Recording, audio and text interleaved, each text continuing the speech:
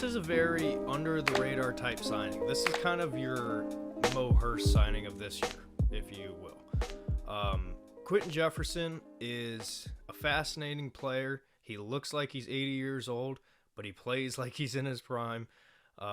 This is a guy coming off of his best career year on a New York Jets defensive line that was really good. They were pretty good. Jefferson, what he's going to do for the Browns is he's going to be a guy that, again, has versatility. So he could play inside, he could play outside, he could do a lot of things for you. Again, he's coming off of career year, I think 6 sacks as a New York Jet. So, listen, do I think this is a huge, monumental, big signing? No, I don't. But do I think this is a really good role player for you that can do a lot of different things for you? Absolutely, right? So we talked about it. At the defensive end positions, the Browns have a lot of versatility there. Okoronkwo, Myles Garrett, Zadarius Smith. I almost said Jadeveon Clowney. Alex Wright, Isaiah McGuire, Isaiah Thomas. And now you throw Quinton Jefferson in there as a guy who can play on the outside if need be.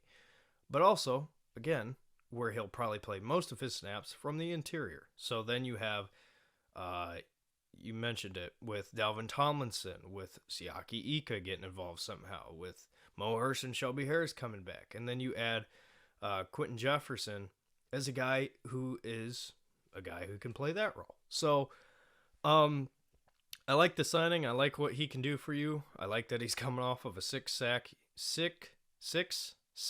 year with the New York Jets. I like that a lot. I don't know how much he's going to be playing or what his role is going to be or how all these guys shake out.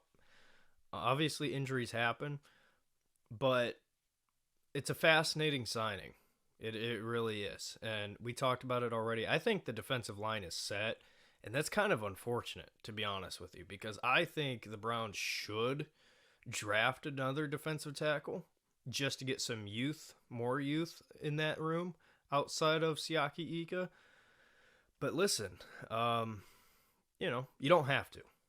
That's the biggest thing. You don't have to take anybody on the defensive line in the draft if you don't want to. So, Quinton Jefferson, Tristan, signs a 1-year deal. What do you think about him?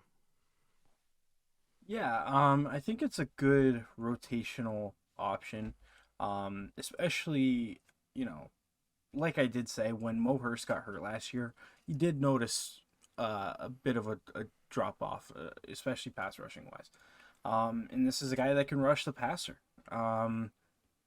So, would I want him on the field on first down? Probably not.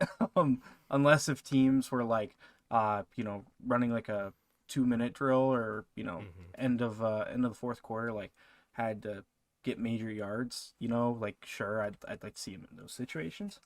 Or like second and long, third downs, I think that there's a role for him in those positions.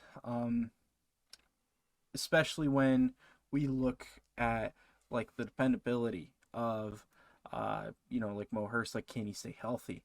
And if he's not healthy, we've got some insurance there. So all in all, I would say I'm pretty happy with him. Yeah, I don't think it's a bad signing at all. It's just, it'll be interesting to see how this shakes out. And I'll be honest with you, I don't know what is making me think to say this, but I guess I'm just going to say it.